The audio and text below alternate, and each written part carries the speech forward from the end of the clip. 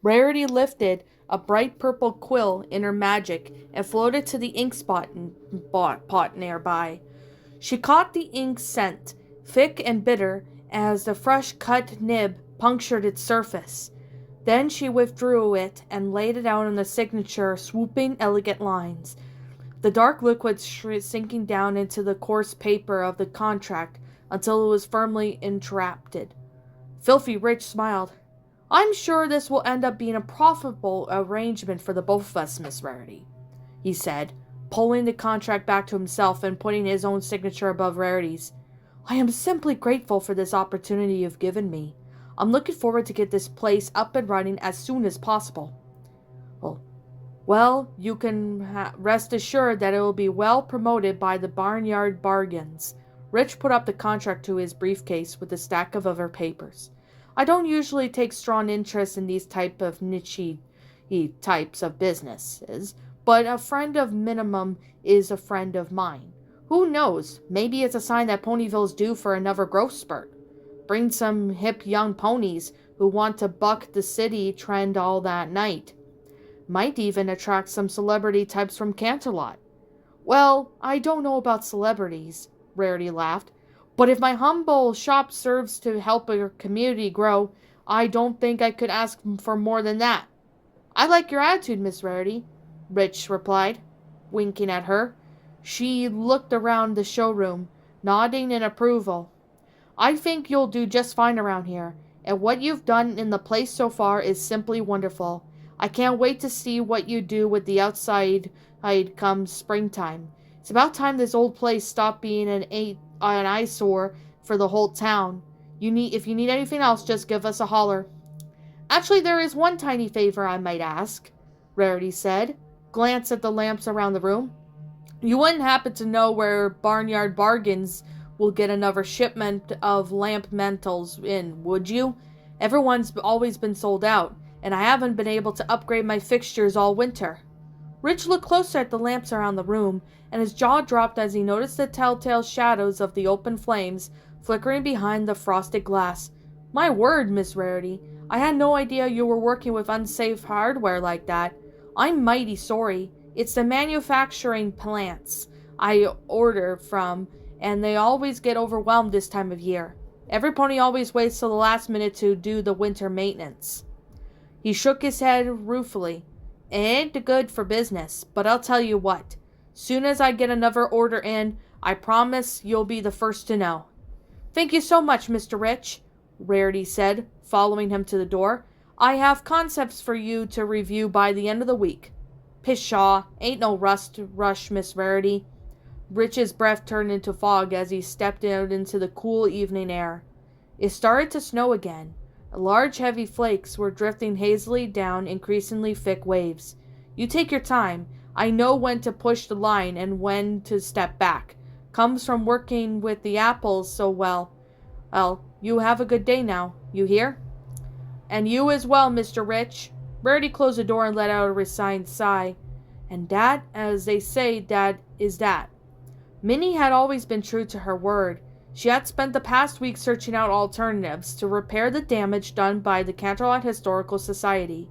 The problem was that most of them were either out of Rarity's reach as additional small business loans from numerous banks, or would pay out too late to meet the demands of the society.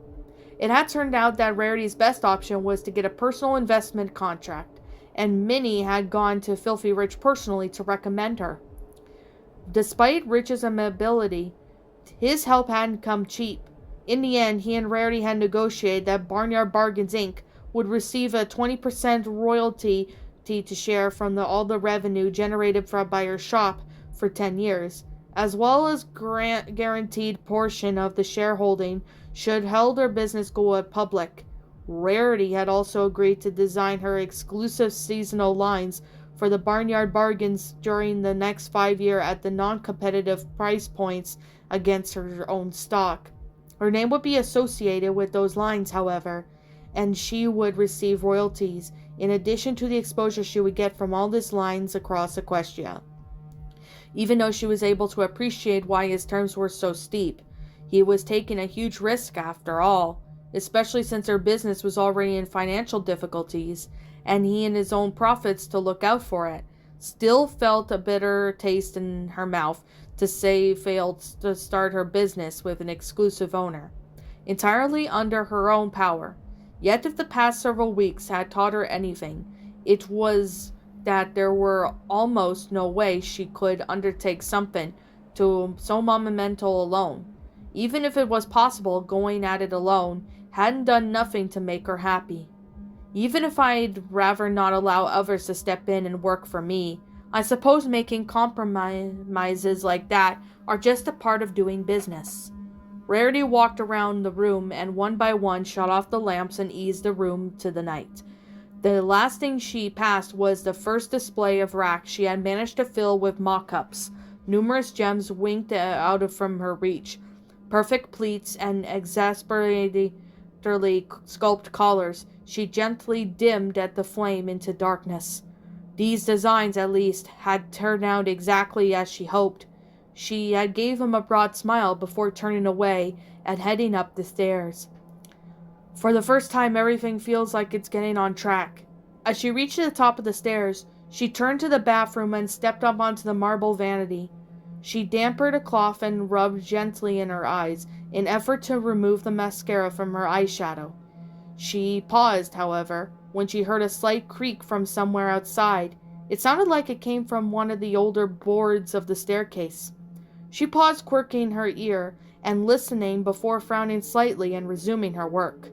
Another creak, a little closer this time. Rarity had set the dirty cloth on the counter and took a deep breath, her apprehension growing. After the incident with the Sweetie Belle, things in the shop had seemed to calm down. Rarity didn't even dare to begin hoping that whatever she had stirred up had started to run out of steam and would fade away. There had been no nightmares, no hallucinations, and only did a few odd sights or sounds and disturbed her as she rushed to prepare the mock-ups for her presentation to Filthy Rich. She hadn't heard back from Pinkie Pie, and she had begun to wonder if her excitable friend had forgotten her promise to look deeper into Tularula's short span of business. With things calming down, however, Rarity had been content to forget the matter and let it resolve itself, so as long as it continued downward trend, she had been enjoying. Another creak. This time Rarity was certain it had come from outside the bathroom door.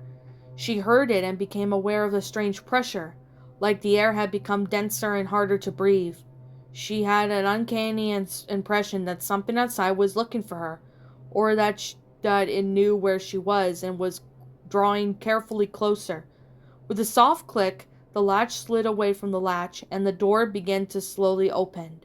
For the first second, Rarity stood perfectly still, determined just to let it open, to see whatever it was on the other side of the door and confront it.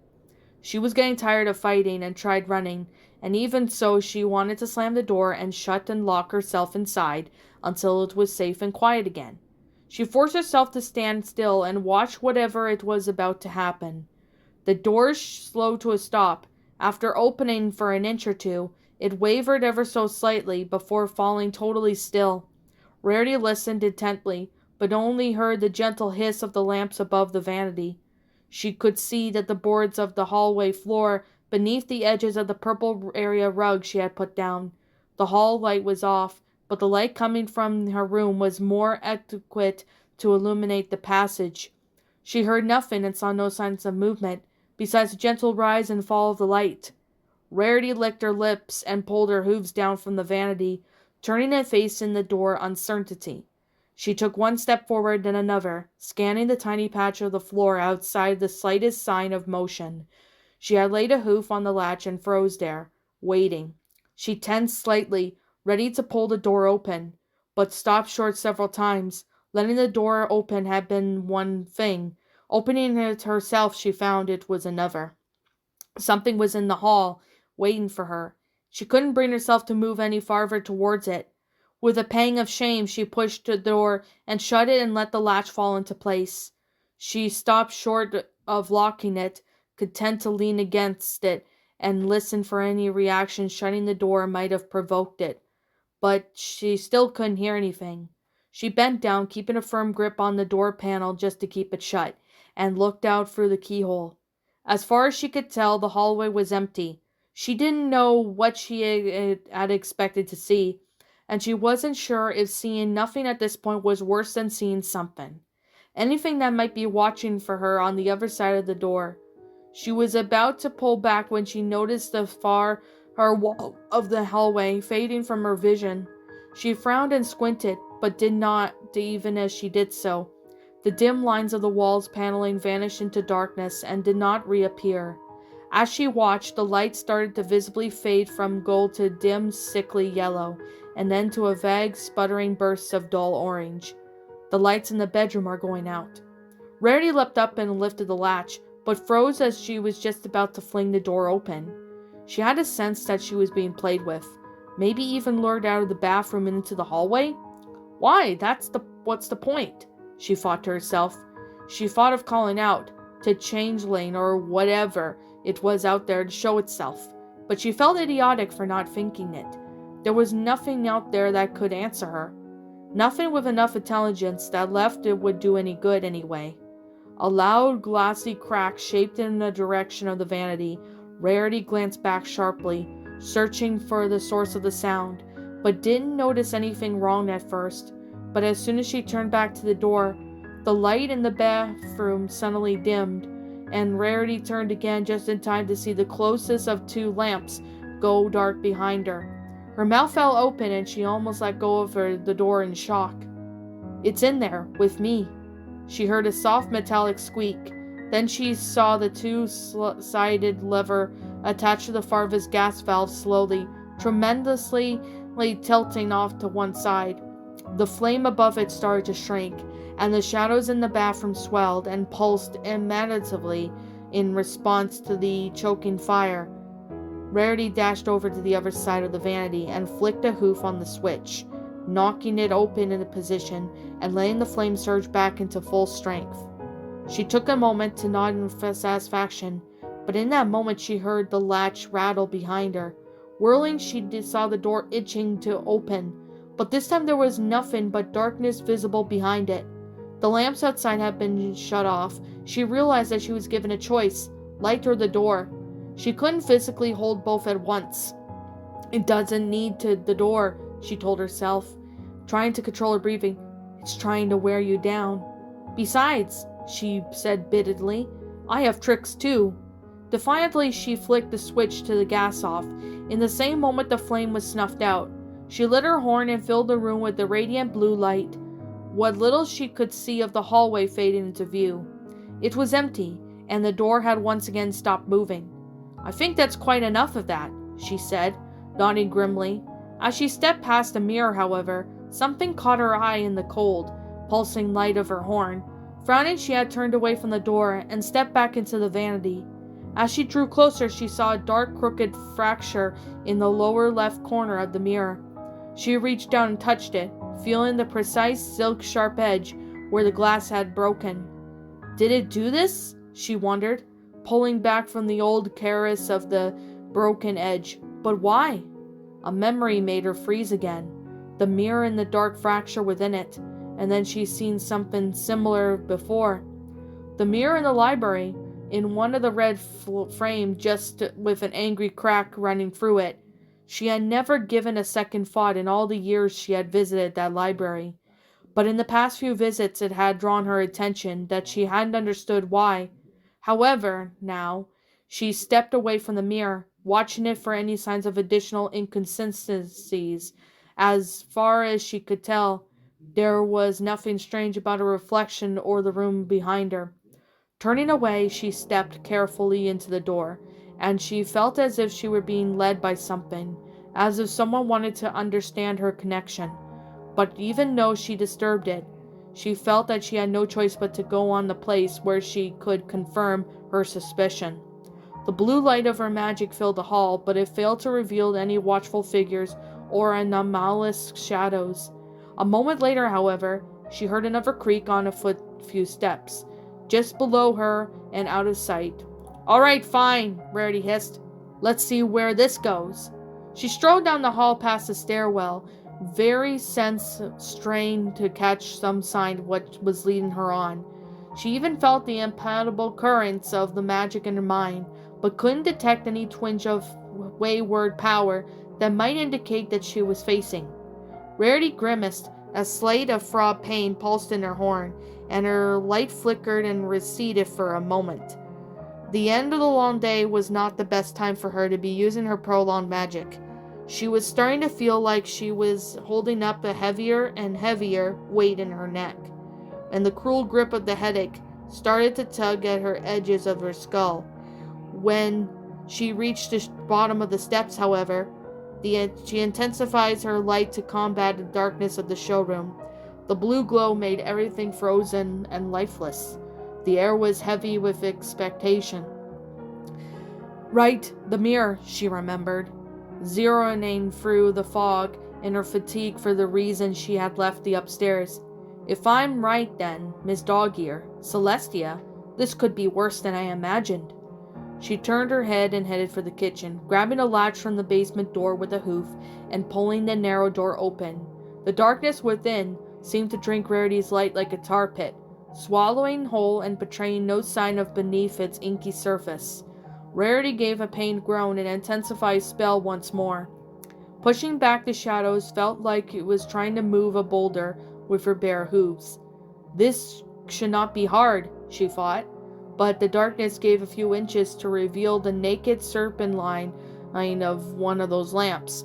Rarity prodded at the valve with a hoof, hearing the soft exhalation of gas as she refocused her magic and summoned a single tiny spark from the void.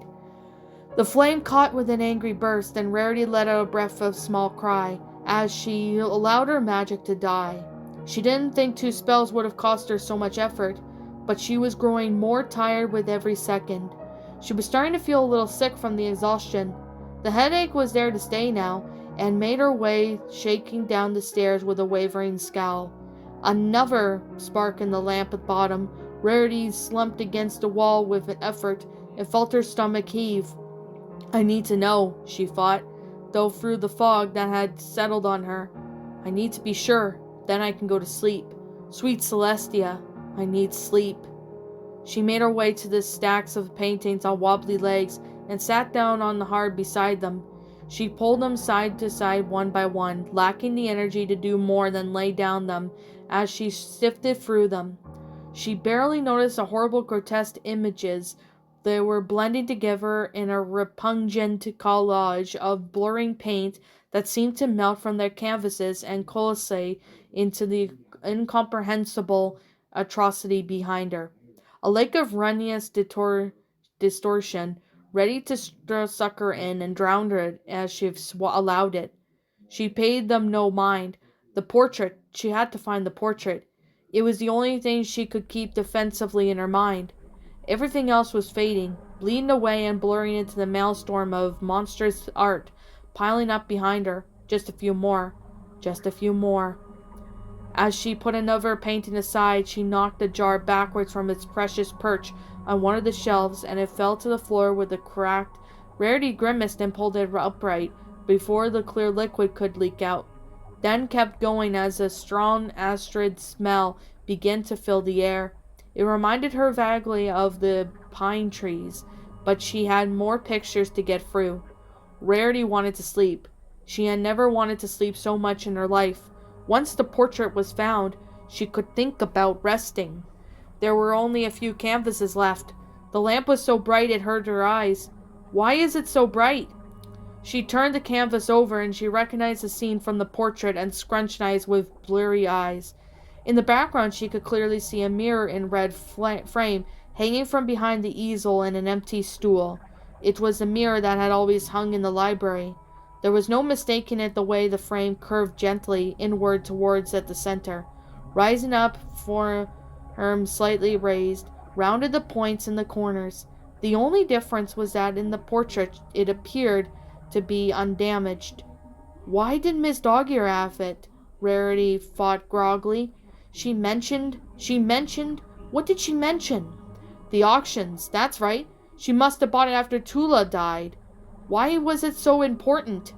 Rarity knew something important was right in front of her, but she was having difficulty keeping the picture in focus. Her vision was blurry as she blinked sheepishly a few times before she could see clearly again. There had to be a detail I'm missing. The mirror, the easel, the stool. The stool is where Tularula had sat. Rarity blinked and gasped. The painting was empty. Somewhere above her there was a convulsive crash, followed by the tinkling of what sounded like hundreds of glass shards. Barely a second later, the latch clacked as the door at the top of the stairs swung open. Rarity stumbled back, dropping the painting into the vacant scene onto the floor. She stumbled, falling against the far wall as the stairs creaked and groaned. She tried to call it out, to yell, to make it any kind of sound, but her mouth only moved soundlessly and that of a fish suffocating in open air. Below the line of the ceiling, a pink hoof appeared on the steps, joined quickly by another. Two hind hooves became visible as the figure pushed its way haltingly down towards the basement floor. It was moving, with twitchy, hesitating steps, and the legs looked misshapen, as if they had been and made of different size of all of them wrong. Rarity could see half of its body, its long, strangely curved neck as it paused, swaying slightly as it seemed to consider something. The lamp was just in front of it, burning painfully bright in Rarity's eyes, and she could barely stand to look at it. Her head was pounding with pain and she wanted to vomit. Then the pony lifted a forehoof, which seemed to tremble as it rose slowly, gently but inexorably toward the lamp. "No!" Rarity gasped. The room seemed to tilt back and forth as she tried to stand. "No! Stop!" As Rarity hobbled to her hooves, another pony touched the thin, curved metal vein beneath the hallowing flame. It leaned its head down, bringing it to beneath the edge of the ceiling, and Rarity saw a pastel, a free-toned mane, framing the painted mask of face. It was smiling at her, a horrific broad grin that was filled with more cruelty and demonic glee than Rarity had ever imagined a face would hold. Then the valve snapped shut. Everything vanished as darkness rushed in like an undammed river. In an instant, Rarity was trapped in a void that felt both limitless and suffocating at the same time. Her breath became loud, fast bursts. Try as she might, she couldn't control her gasping as she listened for any sign of a pony on the stairs. She could only hear herself, and her breathing became shakier as fear brought choking sobs to her throat. She tried to suppress them as she shuffled down to the floor. She wanted to move, but the terror of suddenly feeling the cold touch of an unknown body kept her in place. The smell of pine and rancid chemicals was choking her. Squeak! Rarity froze, her ears snapping at the sound. It had come from the stairs. She was sure of it. It sounded utterly dark. Her eyes weren't just adjusting. She tried to bring it to light with her horn, but the effort to brought it away from nausea was so powerful she almost fell flat on the floor. "What's wrong with me?" she wondered, unable to hold back a few broken sobs. This time, Rarity heard a low, breathy hiss follow the metallic noise. For a moment her mind spun in terror as she thought the pony had turned into a snake and was coming towards her to bite her. But as the hissing continued, she realized it was the sound of gas pouring out of the unlit lamp and into the room. "No!" Rarity screamed, throwing herself in the direction of the stairs. Her head struck painfully against the wall as she tumbled backwards before falling to her side. She had been lured, and now the darkness was being used to trap her there. Her breath became heavy. Bride gasped. As soon as she realized what was breathing in, she tried to hold her breath as the hissing sound continued unabated. The stairs! Where are the stairs? She rose, but fell again as dizziness and nausea overcame her. She crawled into a circle, trying to find her way in the infinite void. Her hoof untouched the paneled canvas, and the paintings were all piled back in the corner, which meant the stairs were along to her right. Rarity couldn't hold her breath any longer. Holding a hoof over her mouth, she drew a long, desperate gasp. Her energy only continued to bleed away from her. Her hoof found the bottom step. She dragged herself towards it, not caring that the other pony might be standing right above her in darkness. She hauled herself upwards one step after another, but her muscles were burning as if they were climbing a mountain. She felt so thoroughly spent, she wanted to desperately sleep. To every breath filled her lungs as they ached, and she thought her ribs would burst. But only she became more and more sluggish as her eyes tried harder to close with every movement. Her head pounded. The floor spun visibly beneath her. Another step. How many are there at the top? Rarity pulled and pushed herself upwards, trying several times to stand but slumping down again a second later. If not for the rail, she was sure she would have fallen and plunged into the stack of horrible paintings on the floor, and that would have been the end of her. Another step. That's where they have found me, Rarity thought, desperately trying to keep thinking, to keep herself awake. Another step, curled into a pile of horrible paintings, mouth wide, trying to breathe. Oh, Celestia, please help me. Some pony else help me. For a moment, she lost all sensation. She was floating, unable to feel or think, barely aware that the hard lines of the steps biting into her body. When she snapped back, feeling the old wood digging into her ribs. With a whine, she pushed herself up once more step. She stretched out a forehoof and felt only a flat space beyond. With that surge of hope, she pulled herself up and stood, and flung her body towards where she knew the door would be before she could fall again. Her body thudded against the thin wood of the closed door. It bent and creaked beneath her weight, but it didn't give. Her hoofs scrabbled for the latch. She couldn't find it. She scratched the corner where the door had met its frame, feeling beneath the rush in and out, only to leave nothing behind. She gasped, sobbed, and started to slump down, unable to hold herself up even against the door. Her hoof found the thin, cold metal of the latch. She fumbled, barely able to feel it, then jerked it up and felt the doorway fall away from her. She tumbled to the frigid floor of the kitchen, but barely felt it as her body smacked hard against it. The door banged against the wall with the violence of its opening, and the sound echoed hollowly in Rarity's head. Sleep, she thought barely. Out of sheer panic, she pushed herself up just a little more and crawled through the kitchen, hauling away herself at the yawning darkness of the basement. She didn't let herself stop until she felt the stiff bristles of the carpet of the showroom alcove against her hooves.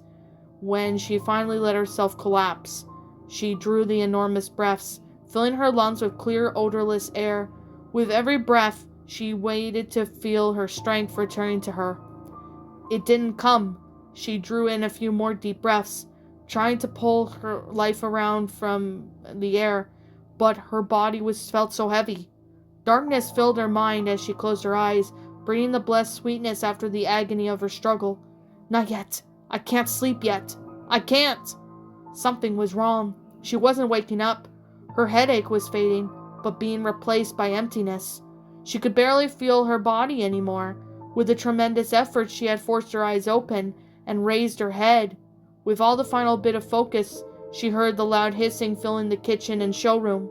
Every valve had been left wide open, and her air had been replaced with tasteless, odorless death. Rarity drew in a long, horrified gasp, ready to scream and cry and run to the door, but her strength was gone. That last breath fled from her, a long sigh as she slumped limply onto the floor and closed her eyes. She didn't hurt anymore. She barely felt anything, and her thoughts were slow and nebulous, like the threadbare air shrouds disintegrating and blowing away in the breeze. I didn't think it would happen. I didn't. I don't want. Her mind quieted. Her terror was fading to a calm serenity, and she felt like she was falling into the gentlest, most peaceful sleep she had ever known. Sleep. I just want to sleep. Just give up, she heard, and she couldn't tell if those words came from somewhere around her or had passed between her own cold lips. She wanted to rest. She was tired of worrying, tired of being afraid of her business falling and seeing her parents' disappointed faces, of watching her friends turn away as they realized how little talent she actually had. She simply tried. She was almost ready to give up. She opened one eye as if though a fog saw a pink shape of a pony standing over her, looking down at her. She couldn't make out its face through the haze. Tula? Rarity thought. Why, I... Her eyes closed, and the sensation finally left her, with one last thought drifted through her mind. Please. What's up, my pretties? It's the Lion Queen here. I want to appreciate you all for tuning into this video, and I do appreciate you guys supporting my video by giving this video likes and stuff. If you really enjoyed this video, be sure to leave a like, comment and subscribe if you're new, ring the bell for notifications to when I upload so that way you guys will get updated for whenever I upload. If you want to follow me on Twitter or DeviantArt, feel free to leave a follow on those if you are interested in following me on those socials. If you want to support my backup channel, known as Miss Dark Shigo, feel free to subscribe to it, as a link to that will also be in the About page section. And with that being said, and that being the case, thank you so much for watching, my pretties, and as always, stay pretty.